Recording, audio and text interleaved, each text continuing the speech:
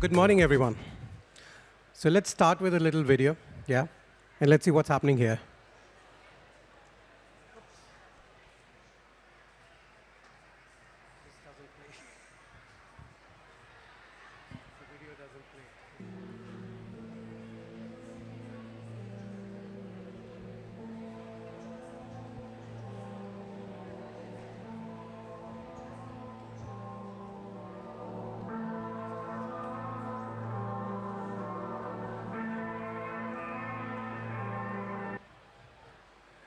So what's happening here? Most of us would realize, yeah? This is broadly the evolution of the curious being, which all of us are, right? So we've evolved, we strived, and we keep evolving every day as we go ahead, right? And what happened next? We didn't stop there. We started evolving with technology, and arguably one of the things which can be a little annoying or really commendable is our obsession with taking selfies, right?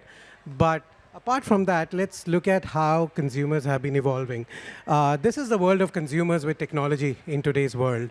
You all would agree that we spend a lot of time to browse internet, get entertained online, spend a lot of time on social media, if social media can be called social.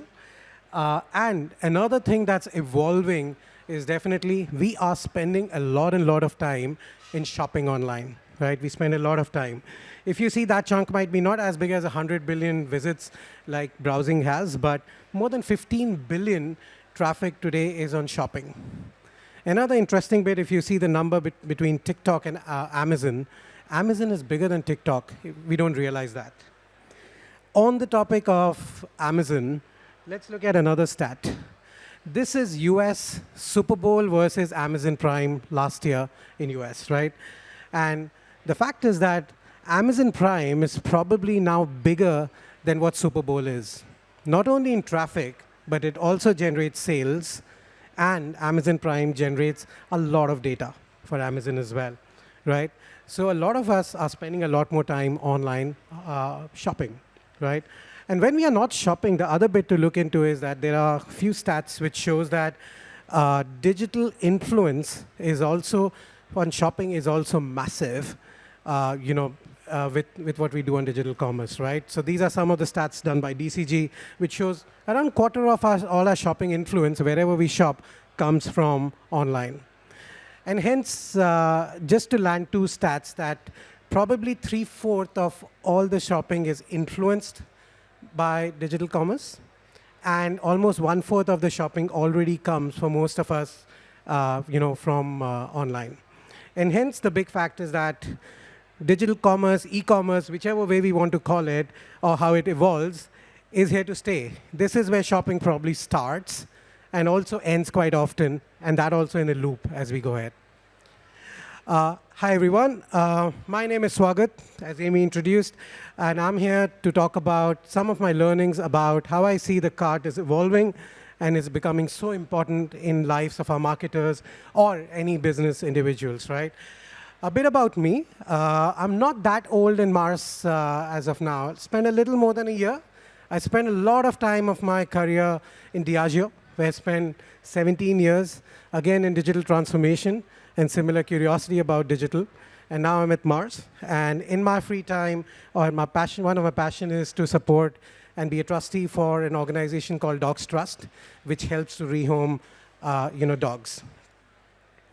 A bit about Mars, if you don't know, we are in the business of, one side is our Mars Pet Care, and the other side is Mars Snacking, which I'm part of, and then we also have Mars Foods and Nutrition, which is also, if you, buy your pastas and have it with Dolmio and product, that's what we also sell.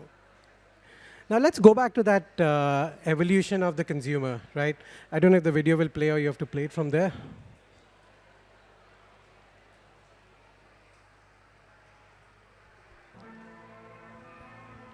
Now we kept evolving, right? So obviously shopping was the next big thing that came in.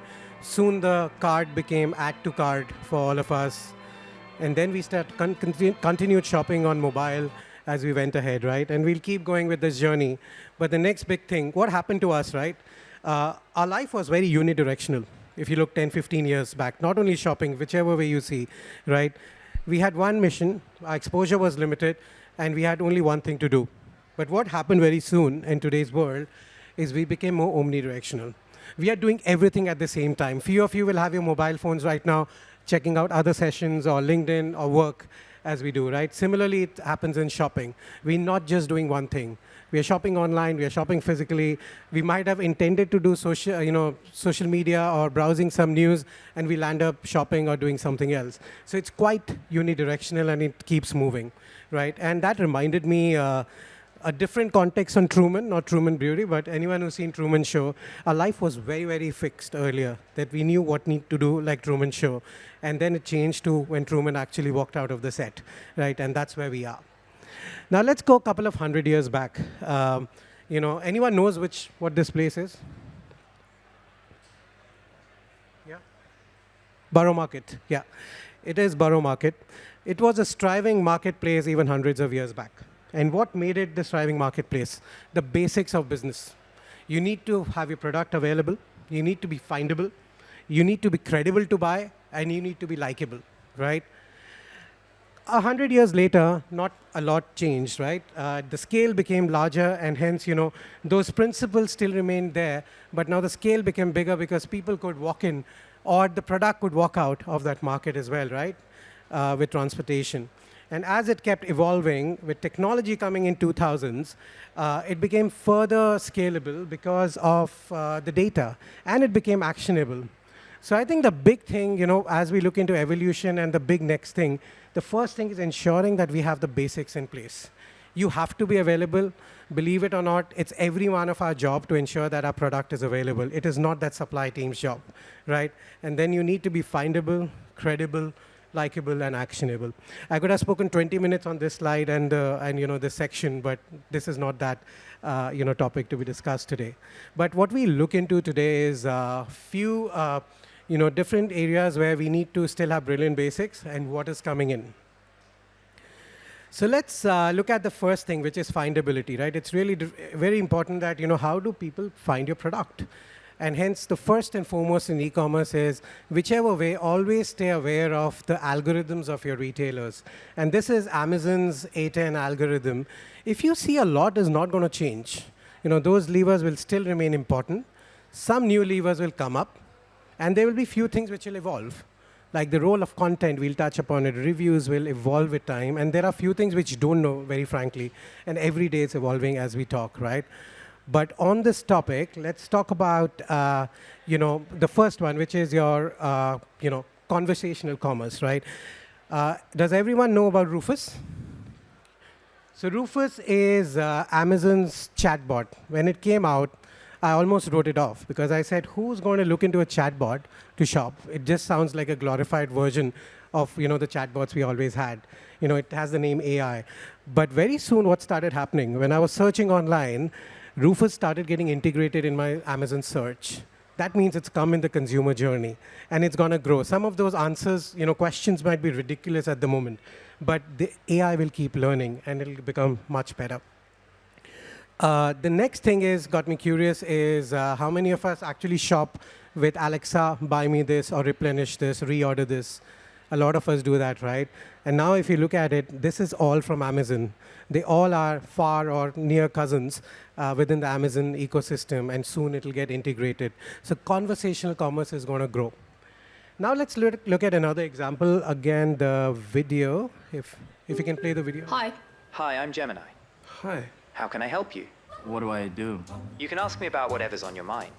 So I just talk? Yes, but normal. Just talk normal, and I can ask you anything. Of course. Anything. Can I ask about cars? Yes. Tell something spicy without tasting it. Have you tried smelling it? Football? I love talking football. I can also help.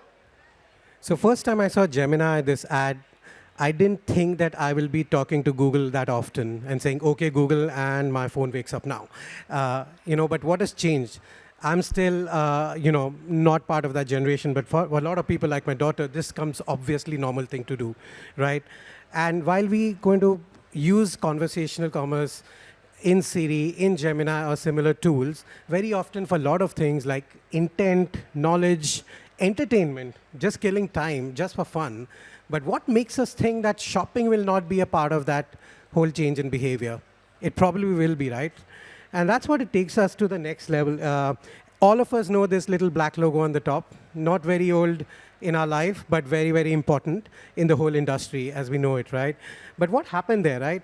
You might say 400% growth is not a big deal for a new company, but 2% and being very instrumental to drive that 2% reduction in market share in Google is a big thing, right? And then the next big thing, if it's the sixth largest visited platform in the world, they're definitely doing something right, right? And what's changing there? A lot more people are now comfortable shopping using generative AI recommendations. And soon, in fact now, people are actually getting into more specific intent search. And not only search now, if you look at ChatGPT, you can actually shop directly from there as well. So that's going to change quite a bit. Another news, if you followed, is what's happening with Shopify and ChatGPT.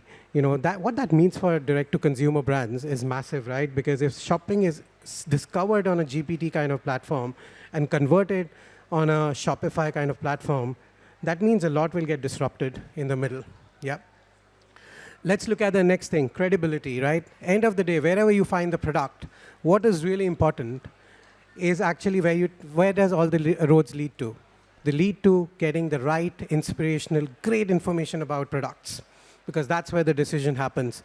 And hence, a lot of these things you will see are not old, and they're very basic, but they're very important to drive, right? And a lot is, we are getting powered today as marketers to do so much more with AI in this space. I could have spoken again 20 minutes on this, but I'll try to cover it in next 20 seconds. But AI is helping us to power, you know, written content, which is critical for search, for consumer information. AI is helping us to automate also visual content, right? And it's going further. Yeah. It is almost redefining how we shot products. Our productions will change because we'll be doing it virtually. And going beyond that is synthetic content is going to become really, really big. All these examples you see, these are not real people, which is really, really scary and interesting at the same time if we stay compliant in the right way. But that's going to become really important as well. And you'll see these are, I would call them UGC-like content. They are not real, but, you know, but that's what consumers expect in treatment of content as well in today's world. Let's look at likability, right? Very important. All of us shop, and reviews and rating is really critical. I don't have to convince you how important it is.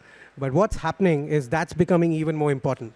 If you look at any of these search engines, conversational, a big question, which is what do customers say about it? And hence, that comes back from your reviews. And hence, if you thought that's just that e-commerce team's job, it is every marketer's job to ensure that we have great reviews about our products, right? And reviews goes beyond. Usually we think reviews is all about written. Visual will become more important of your user-generated content integrating back to your marketing mix as well on e-commerce platform or also on social medias, right? And let's look at some of the emerging trends. So does anyone know what's common in these two brands? I know that the stage is here, so let me move here. So the commonality of these two are social commerce first brands. They are recently found and acquired for more than $1 billion. And we all know how big making $1 billion brand means, you know, how much sweat it takes. But this is the future that's coming in, right? You can't see below, I think it's Elf and PepsiCo over there. And let's look at this as well, if the video plays. With ordering platforms. It was just ding, ding, ding, ding, ding. Like there was 29.7 thousand people trying to order at that time. You know who this is? She's Sarah Hamoud. She's the founder of Dubai Chocolate. We all know what Dubai Chocolate did to the industry of chocolates. Pistachio, and if I may say the color green, right? It was massive, but these changes are coming. And what is powering this change, right, is definitely the growth of social commerce. You know, TikTok is one of the largest retailers in the world. Who would have thought that a couple of years back? And it is growing further, this trend. But what changed there? Social media was always relevant, always cultural, right? But one thing that came in was fulfillment. And that's where the changes is also coming in. If we look at this example, a lot of big pizza companies were built based on delivery and technology. That got disrupted with your delivery partners like Deliveroo and Uber Eats coming, right? Because then the high street guy could provide you exactly the same quality, same speed, what a Domino's or Pizza Hut did for years, right? And that's coming in every industry as we talk. These are some of the examples I recently saw. Amazon and Uber are outsourcing their logistics to you. That means you can have that quality of delivery. A partner like what you see below is a robotic company which gives you small D2Cs the power of delivering similar robotic capabilities in logistics. So that's coming. That's really disrupting. And what does that mean for us, right? What are the new channels that will emerge as well? Social commerce, direct to consumer, smaller EB2Bs, all these can be powered with a similar quality as what Amazon can provide, right? So that can be big as well. A quick one, definitely, is just touching upon another area where you'll see a lot of changes is definitely, as I call it, sustainability and sensibility. We all see the poor, Deliveroo guys riding around, how unsafe they have to ride to get you the product in 10 minutes or 20 minutes, right? And that gets the question is that what are those products which are actually required in 20 minutes or 10 minutes, or in some markets, 7 minutes is the claim, right? And hence, there's a new trend coming where people themselves are saying, I don't need it in 10 minutes. The other trend that you'll see as consumer is out-of-home delivery of product because you're not home all the time. And hence, is it better to get it delivered, you pick up, that reduces the carbon footprint, that makes it more convenient for you.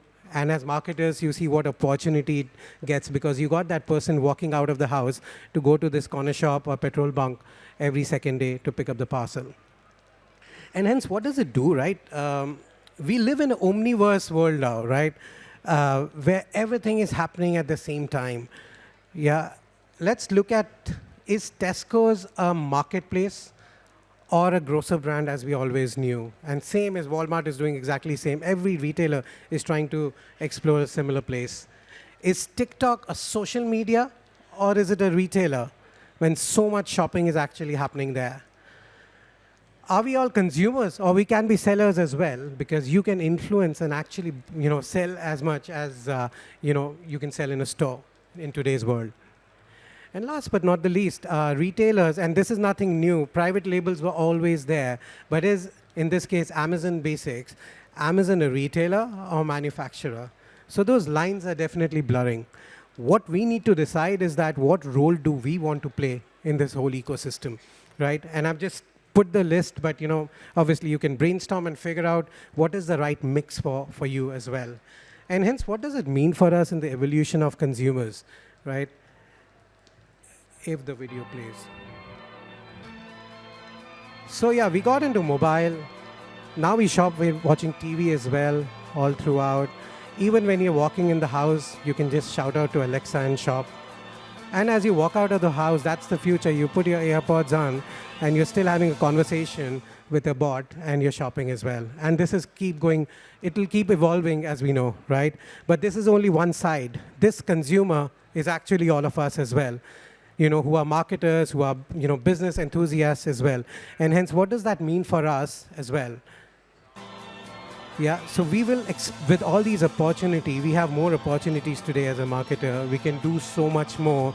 We can think about how much more influence we can have, or different channels we will evolve. Because the fact is, all this evolution is happening actually right now, right here. Thank you. Thank you, that's my time.